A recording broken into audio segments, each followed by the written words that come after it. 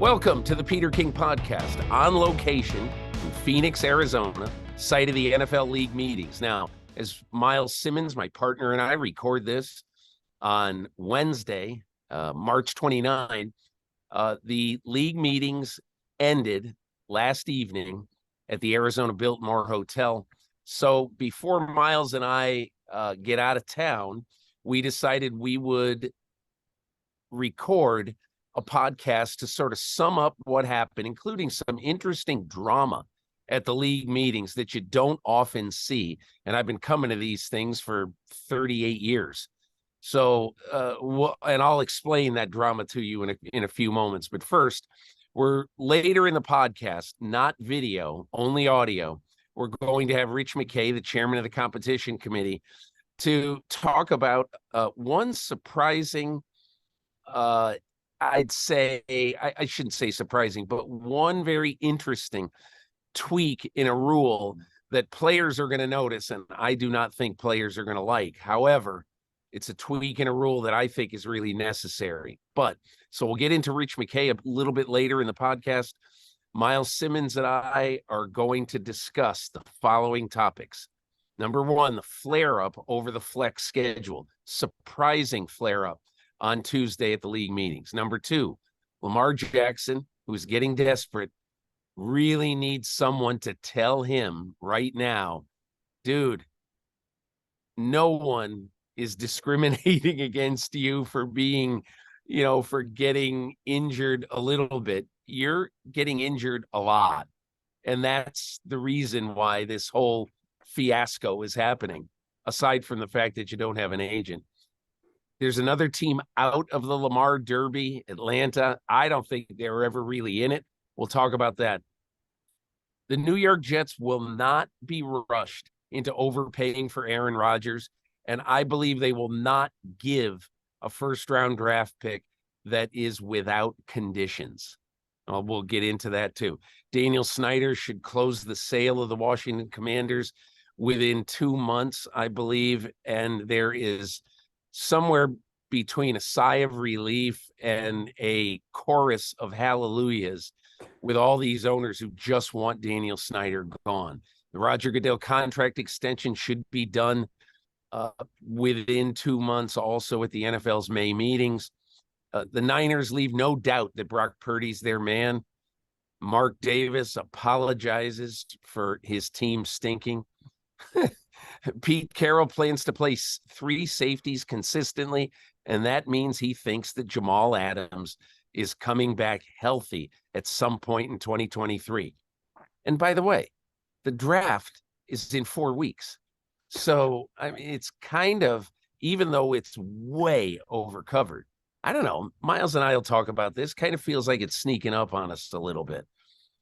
And the last thing we'll talk about is, the short week games are not a good idea. And the NFL approved 2 short week games for some teams to play. And what I find so hilarious about that is that Roger Goodell stood up at the meetings and basically said, the first thought we ever have is about the health and safety of our players. Well, don't play two short week games then. Don't play 2 Thursday night games, for teams. So those are all our topics. Myles Simmons, we had a few laughs here in Phoenix as we get ready to depart. I know you have a very interesting takeaway because you were sort of in the belly of the beast when John Harbaugh, the Baltimore Ravens coach, was asked about this report that nobody knew about, that Lamar Jackson had asked for a trade.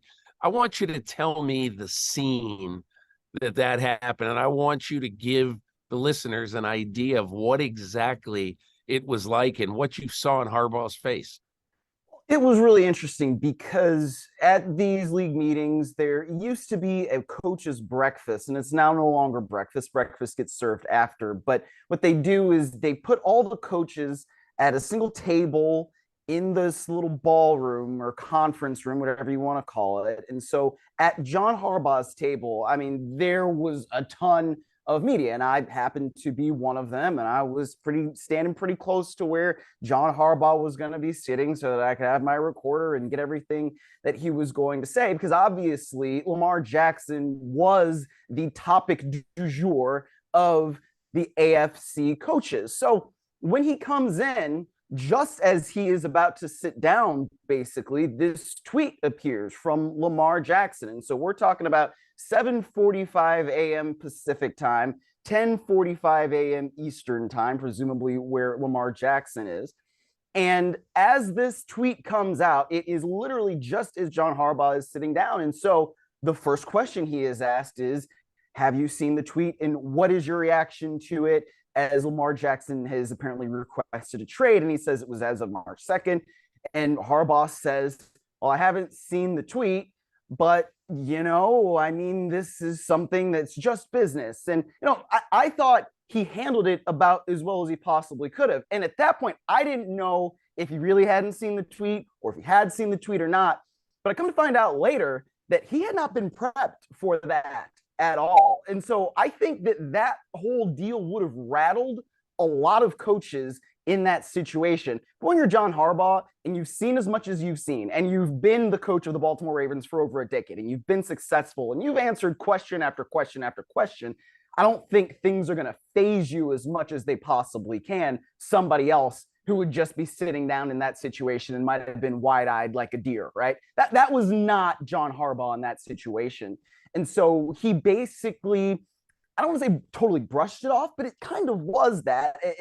This is business, right? This is the business side of football. This is what this is. And I expect that all of this will get resolved, and Lamar Jackson will be very happy to be back, and we will be very happy to have Lamar Jackson, and this is going to work itself out. And while we're all kind of standing, the reporters kind of looking at each other like, this is really going to get resolved like that? Because that does not necessarily sound like where we are. So it was just a very, very weird and interesting scene there. Well, Myles, let's delve into that for a moment. And, a lot happened at the league meetings, even though nothing happened at the league meetings. You started to hear, and I asked every team that I thought, quite honestly, not every team is going to level with you when you ask them that question. Do you have any interest in Lamar Jackson? Because clearly, the Ravens have engaged and tried to engage some teams in trade discussions over the last 3 or 4 weeks. And so my feeling is basically that in the conversations that the Ravens, just from talking to other teams who have quarterback needs, that the Ravens did not get to first base with anybody. There was what I would call from one team tepid interest. I found out what team it was. I talked to the coach of this team yesterday, which now would be Tuesday. And the coach of this team said, I am focused on a new quarterback, a drafted quarterback. I don't know when that is going to be, whether that will be in the first round or whatever. But, and I think, Myles, I think the one thing that people, I think, are having a hard time understanding about this, because anytime I explain it or anytime I talk about it, people are just not focused on that. And I do not want to be a broken record on this, but this coach admitted to me that if you're going to pay huge compensation for a quarterback and a lot of guaranteed money for a quarterback, you want to know what you're buying. And as he said to me, we don't really know what we're buying. And the reason is, as we've talked about, 34% of the snaps in the last 2 years, Lamar Jackson has missed because of injury. He has started and finished one game in December and January collectively in the last 2 years. And so a team, this is why when Lamar Jackson puts out a tweet defending his own health, it's incredibly tone deaf, and Lamar Jackson did put out a tweet defending his health. I don't understand what are you arguing about? You have not been there down the stretch of the last 2 seasons. Is it fluky? Maybe. If it is fluky, sign a short-term guaranteed contract, which the Ravens are willing to do. A 2-year contract, fully guaranteed. They'll do it for market value. Do that. Do that. Yet that does not seem to resonate with Lamar Jackson, who just wants the long-term fully guaranteed contract. And Myles, I will leave here just thinking to myself, and I wrote this in my column this week, that I think it's time that the Ravens seriously consider their alternatives in 2023 if Lamar Jackson is not the quarterback. And I know that sounds weird. Well, what would Lamar Jackson do? Who would he play for? I don't know. But if the guy continually doesn't show up and keeps saying that I want out and everything like that, he might show up on August 20th. I don't know. We just don't know. But the problem is, what if he doesn't? You got to get prepared to play a football season in a very competitive division, easily one of the 2 or 3 most competitive divisions in all of football. So at this point, I'm getting my short list together if I'm Eric DeCosta, the general manager of the Ravens, and thinking about the future, at least the future in 2023 without Lamar Jackson.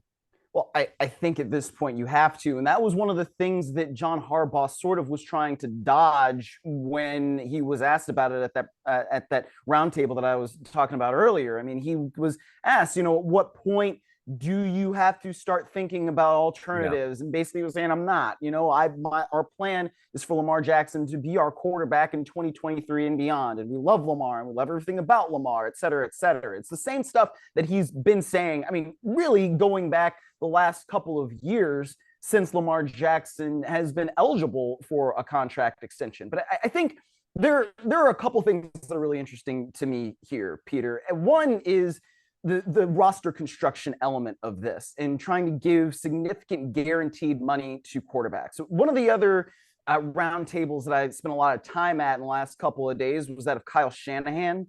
And so he was asked by somebody who was going around, and I apologize for the report. I'm not sure who it was at the time, but he was basically asking, are you interested in Lamar Jackson? And this was going on for a while.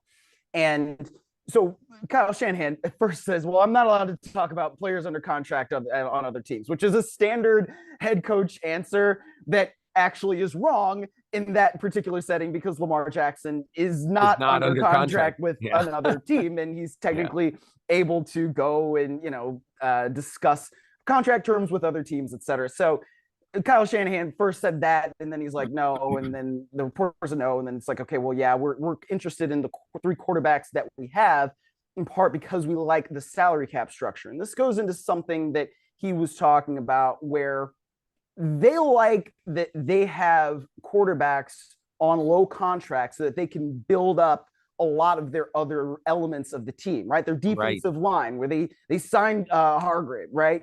That's an important element to their team, and that's how they build it. So this is now a roster construction question. And if you are going to give significant guaranteed money to a quarterback like Lamar Jackson, then you're not going to be able to build up the other parts of their team like they have. So that's how the San Francisco 49ers are constructing their roster. And you can also say that about some other teams, right?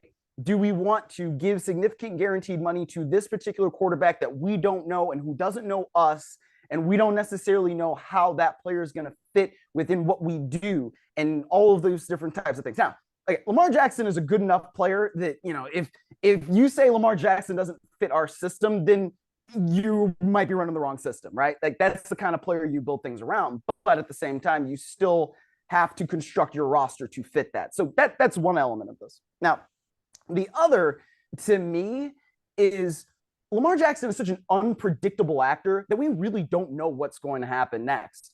And so when John Harbaugh was asked, do you believe Lamar Jackson will play under the franchise tender this year? He said, I don't know.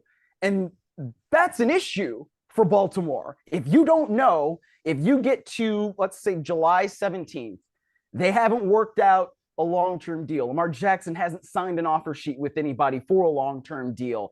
And basically the way that he's going to play is on this franchise tender or not. Like, what are we going to do? You don't know. That's a problem. And so that's why, as you were saying, Peter, they've got to figure out some sort of contingency plan where you have somebody with Tyler Huntley or not. I don't know. Maybe you draft a quarterback in the second, third round that you feel maybe can develop. And I don't know what it is, but there's got to be some sort of contingency plan because you are dealing with an unpredictable actor in Lamar Jackson. I think it's going to be a veteran quarterback who's on the street. The alternatives are not great. I mean, that is probably led by Carson Wentz and Matt Ryan, neither of whom will engender much hope.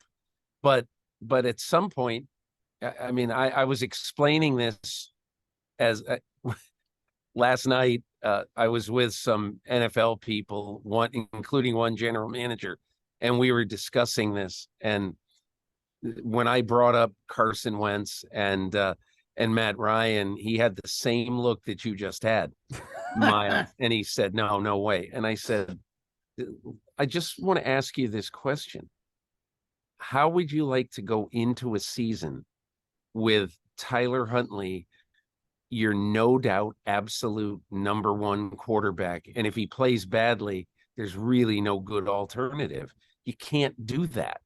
And so I'm not saying that Matt Ryan is a great choice, but tell me, what great choices do you have in the spring when the quarterback market has been totally picked over? You don't. You don't. Yeah. So, and that is the problem that Lamar Jackson is leaving on.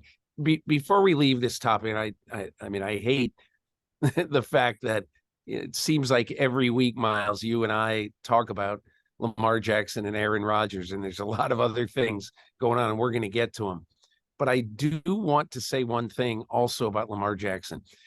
So at the league meetings, the way it works is first of all, the coaches meet for 30 minutes with the media, and you try to bounce from one to another to get your questions asked. But then there are these little sidebar meetings. Like yesterday, on Tuesday, I was one of 8 reporters who sat with Arthur Blank, the owner of the Atlanta Falcons, for 45 minutes. And so you go into a side room and you sit there. There's Ken Belson with the New York Times, Andrew Beaton, Wall Street Journal, D. Orlando Ledbetter, the Atlanta Journal-Constitution, so Mark Maskey, Washington Post. There's a bunch of national people there, local people, all that. And in a very subtle way, Arthur Blank made it clear that the injuries are a factor with Lamar Jackson, and not coincidentally, Arthur Smith, the head coach of the Falcons, said that his quarterback for this year, his starting quarterback, is Desmond Ridder. So in essence, when you say that Desmond Ridder's your guy, now you're out officially of the Lamar Jackson Derby. So that's the one other piece of news, I think, that came out of here. Scratch another team off the list. I cannot figure. I know Chris Ballard left it open that they would consider it.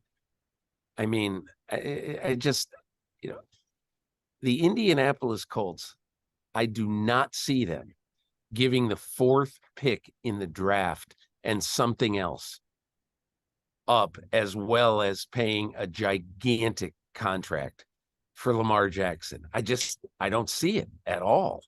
But the one other thing that I think is going to be interesting to watch in the very near future, whenever the New York Jets do finish their trade for Aaron Rodgers, and we're really not going to get into that other than to say there's very little doubt among anybody that this trade is not going to get done. And the only thing I can add to it is that I don't believe that the Jets, under any circumstances, will give a first-round draft pick that isn't without conditions. Mm-hmm. In other words, probably a 2 this year. The Jets now have 2 2s after the Elijah Moore trade. So give one of those 2s, and then in the future, another pick that could become a 1, depending whether Aaron Rodgers reaches certain statistical accomplishments or that he plays in 2024. And I think that's all. Is there anything else you know about Rodgers at this point? I mean, Rodgers is just such an interesting story because it's like there's not much to do other than say, well, Brian Gutekunst was talking about the fact that he couldn't get in touch with Aaron Rodgers. So apparently, there's two sides to every story. You could tell he wanted to get that story out. He did. Yeah. And that's one of those things where maybe the truth is somewhere in the middle. I don't know. But there was some element of I think Brian Gutekunst speaks the truth. Yeah. He got ghosted by Aaron Rodgers. Right. Yes. Yeah. Nobody wants to get ghosted. I've been ghosted plenty of times. That's not the story for the podcast. Anyway, I think that's one part of it. Matt LaFleur was talking about how, he didn't have much to say about Aaron Rodgers other than he appreciates everything that he's done for the football team, for him, as a professional and that. And then he said, again, we got to temper our expectations for Jordan Love. And Peter, I don't know about you. I don't really have any expectations for Jordan Love other than that he should look like a competent NFL quarterback. But I don't know what else. It's been years since he's been playing football. I don't know. Yeah. He threw a couple nice passes last year at one of the end of those games. And I thought it would have been interesting to see him play if the Packers had been eliminated from the postseason, but they never were. So those are the two things that kind of stand out to me from this week when it comes to Aaron Rodgers and the Packers. I'll explain to you a couple of things about the league meetings that are one of the reasons to me why I find them really, really valuable. So a few years ago, I don't know, 10, 12 years ago, I started to get an invitation every Tuesday night at the league meetings to a dinner that was hosted by the Pittsburgh Steelers. And I covered Dan Rooney for a long time. He was one of those guys who, if I ever wanted to really take the temperature of how the league, the owners, the commissioner felt about an issue. This is going back to Paul Tagliabue. I'd always reach out to Dan Rooney, and so I started to get invited to this dinner every year that the Steelers do. And so Tuesday night there was a dinner, obviously at a Italian restaurant in Phoenix called Tommaso's. It's an old-time Italian. And so gathered in this room, and I notice way across the restaurant, there's another party there. It's the New York Giants dinner party. There's 25 people or so. Brian Daboll, John Mara, Joe Shane, the general manager, a lot of, the entire Giants delegation is their wives. And so, interesting. And I see John Mara. And the reason why I'm going to bring up John Mara is because something kind of uncharacteristic happened at these meetings. You don't often get what I would call legitimate tension at the meetings. But I'm going to explain to you a rule that was considered in Phoenix here at the meetings that did not pass. And it surprised me it did not pass, because at the reception, NFL reception on Monday night, I talked to quite a few people who thought that the league was going to be able to get this movement that they had, this agenda item passed, that they would be able to flex one or two Thursday night games and take a game from Sunday and put it on Thursday night, part of flex scheduling. As of now, obviously, NBC is able during certain weeks of the year to flex games into Sunday night games. If their Sunday night matchup stinks, they flex these games into them. And now, for the first time this year, ESPN is also going to be allowed to do that for Monday night games, which, when you think about it, I guess it's fair, but you're asking somebody who's got a ticket to a 1:00 Sunday game to now go to a Monday night game. And obviously the logistics, the travel, that could be a problem. But Last week, we all heard about it when Sports Business Journal wrote a story that said the owners are going to be asked to vote at the league meetings to approve flex scheduling for Thursday night games. And my first reaction was, this is stupid. And I ran into an NFL executive who asked me Sunday, as soon as I arrived, or shortly after I arrived, what do you think of this? And I said, it's a dumb idea.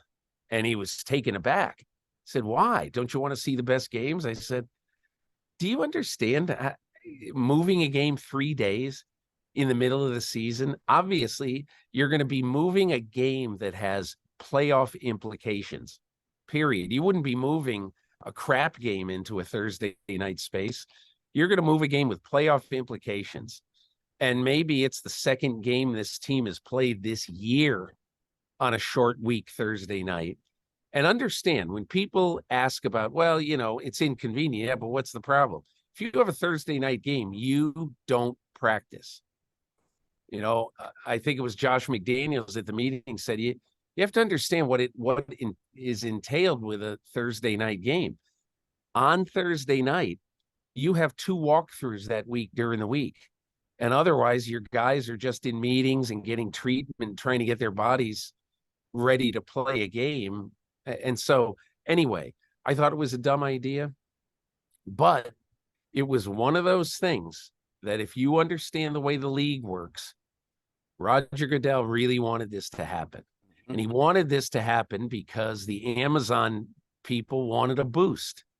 And they wanted to make sure that in week 14, they don't have Atlanta, Carolina, and I'm inventing that, or, Houston, Chicago, or whatever. They want to have some insurance against a bad game in week 14 or 15. I understand it, but I don't think it's a good idea at all. But anyway, so that's the backdrop. And in the meeting on Tuesday afternoon, Roger Goodell got significant pushback on flex scheduling. John Mara, a co-owner of the Giants, spoke up about it. Art Rooney, who hosted this dinner on Tuesday night, sitting at a table with Roger Goodell, he opposed it. And so now I'll get to this dinner. So there's, I don't know, maybe 40 people at 4 big tables in this room, 35, 40 people in this Steelers dinner. And way across the way, the Giants dinner ends and they come in to say hello to everybody. So I go over to John Mara and I shake his hand and I said, I really like what you said, today. And let me read you John Mara's quote. Here's his quote. Quote, at some point, can we please give some consideration to the people who are coming to our games? People make plans to go to these games weeks and months in advance and 15 days ahead of time to say, sorry, folks, that game you were planning on taking your kids to Sunday at 1, now it's Thursday night. What are we thinking about? This should have been vetted with the Health and Safety Committee. It should have been vetted with the Competition Committee, and it was not. They just tried to push it through. So he was ticked off. And so I shook John Mara's hands and he looked at me and he goes, I need to get out of here, because he was 8 feet away from Roger Goodell. Not that in any way that they would, start a wrestling match, verbal or physical, right there in the middle of Tommaso's, this lovely Italian restaurant in Phoenix. But you could just tell that John Mara was uncomfortable. He was uncomfortable, but unmoved and absolutely strident that it is a dumb idea. And I do think it's a dumb idea. And I talked to Goodell briefly about this, and he still thinks it has a chance of happening. And I believe you're going to see it resurface as a very hot button topic at the May meetings, when the NFL meets for it's really like a day or a day and a half meeting. And I think the 2 big topics of that meeting are going to be the sale of the Washington Commanders and, of all silly little things, flex scheduling. First of all, you could probably write another verse for Billy Joel's Scenes from an Italian Restaurant with that story. That was really good, man. Second of all, the press conference that Roger Goodell had after John Mara had said what he said that you just read, and one part of it that you didn't read was that he said that this is abusive to Yes, fans, and that's so right. Yeah. that part of the quote was read to Roger Goodell at his press conference just after that happened, and Goodell said basically like, yes, we have fans who attend games, but we also have millions of fans who watch games, which I thought was just the perfect amalgamation of what he thinks of that. Like, yeah, people are going to go to the games. Like, people are going to figure out a way to either be at the game or not be at the game. And, the money is going to be there. It's what it is, right? But they want to get the eyeballs on the games. They want to get as many eyeballs as possible on the games. And that is the overriding point there. And I tend to agree with Mara that this is not a great idea. I think logistically, it's an absolute nightmare for teams. It's a nightmare for coaches who basically, plan every single day of the season before the season starts. All right. So even when it's a flex and it goes from 1:00 on a Sunday to 8:00 on a Sunday Eastern, that is a significant shift in some things in the schedule because that's just the way it is. But there's already a plan basically for the way things are supposed to go throughout the season once the schedule gets released. Now, if you take a game from a Sunday and put it on a Thursday, or even if you take a game from a Sunday and put it on a Monday, that's a significant shift in and of itself. But going from a Sunday to a Thursday when you weren't expecting that toward the end of the year, that's a huge, huge shift. And also, I think for players, when guys go from a Sunday game to a Thursday game, things are dramatically different from the time the game ends on a Sunday until they start playing on a Thursday. Usually, game ends on Sunday. You shower, you do your media obligation, and then you leave, you spend time with your family. It's kind of low key, right? When guys are playing on a Thursday and they finish a Sunday game, they bring in massage tables into the locker room and they start working on guys so that they can recover as quickly as possible. It changes things significantly. So I agree that it should have been vetted with the health and safety committee. It should have gone through the competition committee. There's so many different elements of this that are not, hey, we need more eyeballs on Thursday night football, that I don't think are being considered here. And so it's very interesting. Excellent point. I think I remember last year I did a piece of my column about Austin Eckler preparing for a Thursday night game. And particularly in this particular case, it was a Thursday night game that was halfway across the country in Kansas City. And I'll never forget, one of the things he said to me was, on Sunday night after the game they had just finished, as you described very, very well, he was getting worked on until 9 or 10 o'clock at night after a 1 p.m. game. And that is the kind of stuff you try to put Humpty Dumpty back together again in a very short period of time. And I totally agree with Patrick Mahomes' facepalm emoji when, he responded to a tweet about now it's going to be, acceptable, legal, whatever the word is, permissible to schedule 2 teams for short week Thursday games. But you know what? 2 things. It's all about the fans, and our first priority is health and safety. Yeah. Stop. And by the way, stop. Anyway, Myles, let's go to the remaining 5 things on our agenda, and we will go each one as a lightning round. Okay. Number 1, Daniel Snyder's sale should close within 2 months. What's notable to you right now in 6 sentences or less about Snyder moving closer to a sale? I will be one of the people who says hallelujah. That's one thing. The next is that apparently he's not getting the price that he wanted, at least at first. There is maybe a notion of a bidding war because, as has been reported, there are 2 groups that have bid $6 billion for the Washington Commanders. And so we will see if there is a bidding war. And as Nan Pierce said on the latest episode of Succession, I find all of this disgusting. I will just make one quick point about Daniel Snyder, and it is only in America and only in the National Football League can someone over a 24-year span run one of the flagship franchises of the NFL into the ground and get a 700% increase in his sales price over that period of time.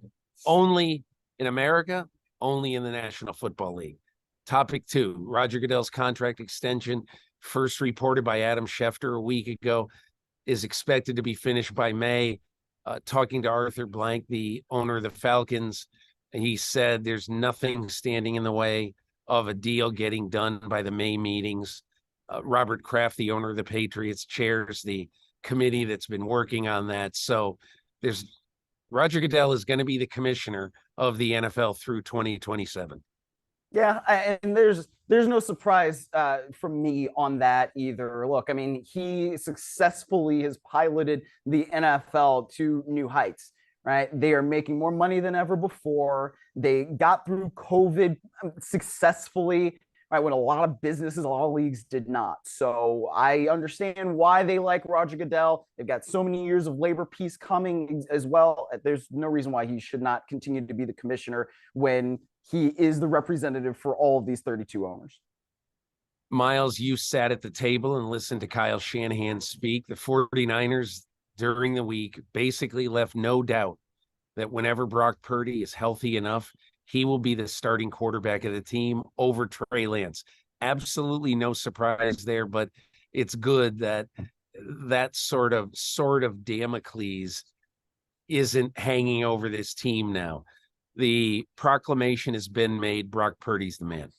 Yeah, and it's interesting because part of what Kyle Shanahan was saying is we've seen Brock Purdy play and we understand what he has done. And frankly, if you're Trey Lance, you just haven't played much football really since 2019. I mean, the pandemic basically canceled that season that they had at North Dakota State. They did play one game, I understand that. But I mean, he was supposed to be the guy heading into 2022 when he got hurt.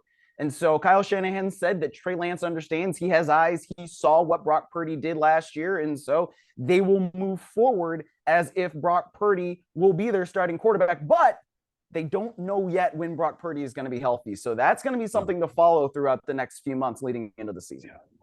What did you think of Mark Davis telling to Sean Reed of The Athletic, essentially that, and I'll read you his quote.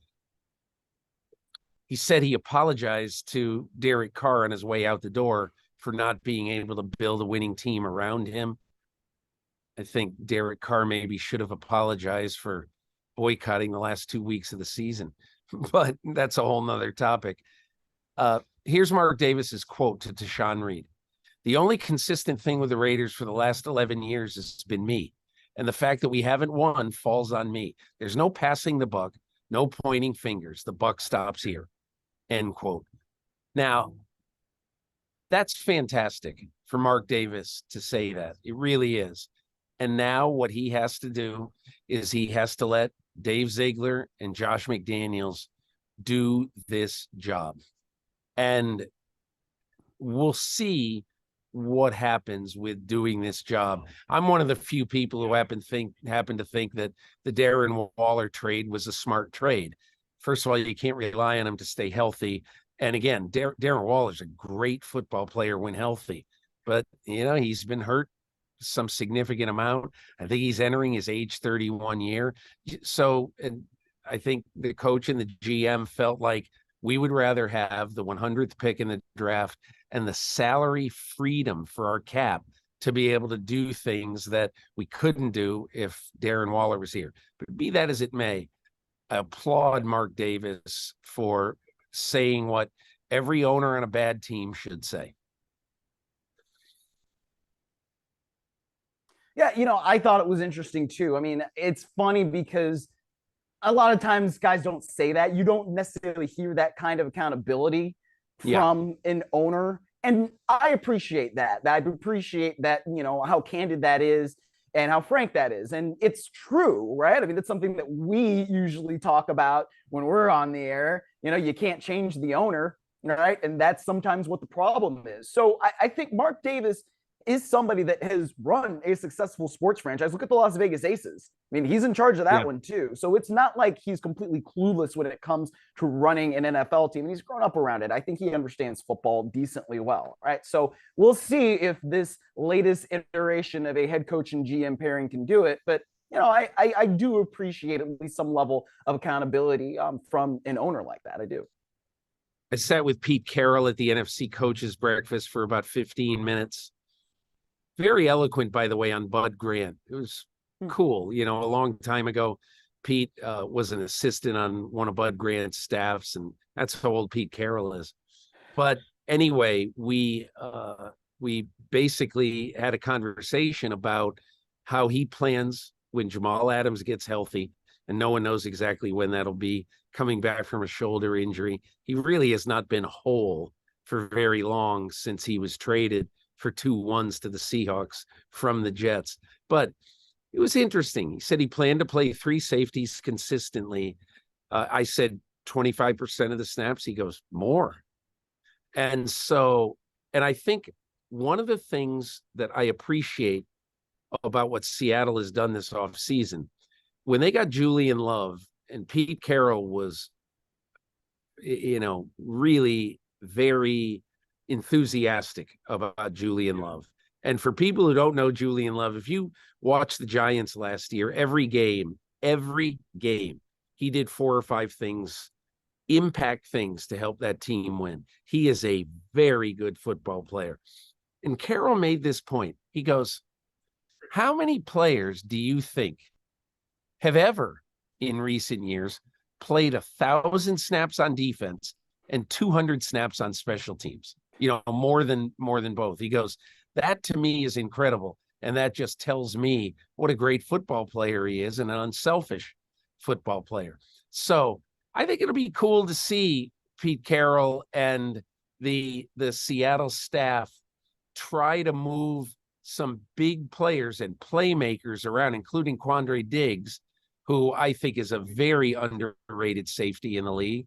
And I really look forward to watching that with the Seahawks.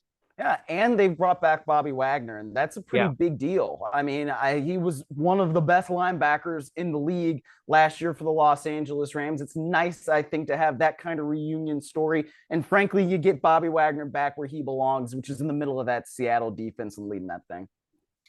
So our last topic we'll do quickly, and because we're going to be overdoing it on the draft in the next 3 podcasts. Yay. So the draft is basically now 4 weeks from this week. As a matter of fact, 4 weeks from today will be draft eve. And I think one of the interesting things that I heard at the draft or at the league meetings, because all the coaches are there, I asked a coach who picks in the top half of the first round and whose team might pick a quarterback, interested in a quarterback, and has certainly studied the best quarterbacks. I said, how do you rank him? Because I know he has gone through tape on all of them. And he said, number 1, Bryce Young. Number 2, CJ Stroud. Number 3, Will Levis. And number 4, Anthony Richardson. And he said, the ironic thing is that Anthony Richardson could turn out to be the best or really good. But he said, what's really hard about Anthony Richardson is he started for 1 year. And that is such an important position. And you see guys who haven't started a lot of games in college. And he mentioned this, you see that Trey Lance, when he came into the 49ers, struggled a little bit after having 1 full year of starting play at North Dakota State. And you obviously now see this with Anthony Richardson. He won 6 games in his college career. So we'll get into all of that stuff in the coming weeks. But nothing about what I just said surprised me. And I think unless CJ Stroud goes 1, I think it's either going to be Bryce Young or Stroud going number 1 now. Likely that the next quarterback pick by Houston at number 2 will be whoever is left over there. Although there are some who think that they might shock the world and pick Anthony Richardson. But anyway, we'll see. But we'll get into that a lot more. Did you pick up any tidbits on the draft that you want to share, Myles? I got the sense that if it's CJ Stroud at 1, then the Texans are going to be happy with Bryce Young at 2. And if it's Bryce Young at 1, then it's CJ Stroud at 2. They're going to be okay with whoever is there for them at number 2 overall. But I think the interesting thing about what you just said about Anthony Richardson and not necessarily playing as much in colleges, and you mentioned Trey Lance too, it's the same kind of dynamic with Brock Purdy. Because he had so much starting experience at Iowa State, I mean, he was able to come in, and that was obviously a special situation when you're playing with the guys he was playing with on offense. But still, to come in and do the things that he did, there is something to the element of experience, I think, even, if you're a guy picked in the 7th round or what have you. So it is going to be something interesting to see with Anthony Richardson. Myles Simmons, thanks so much for joining me before you head back to Los Angeles. I'll give you a quick little story about my movements over the next 10 days. Oh boy. I am leaving here today. I'm going to drive to San Diego, and I'm going to go with a friend of mine to the San Diego Padres home opener. Fun. And just for fun. And then I'm going to fly to Seattle, and our extended family is going to spend 6 days in Hawaii celebrating my daughter and her wife celebrating both of their 40th birthdays. So I will come to you live and in person from Oahu next week on the podcast. So let's see if I get a nice scenic view at some ungodly hour whenever we record this pod.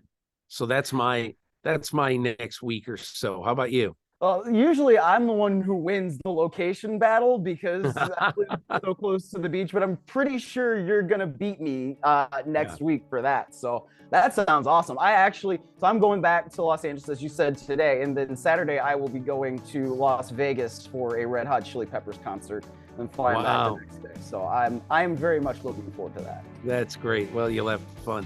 All right, Myles, listen, thanks a lot. And we appreciate everybody joining us and listening to our meanderings about the National Football League at the league meetings.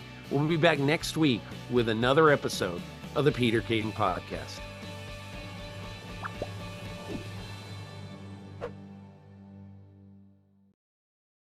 Hi, I'm Mike Tirico, and thanks for watching.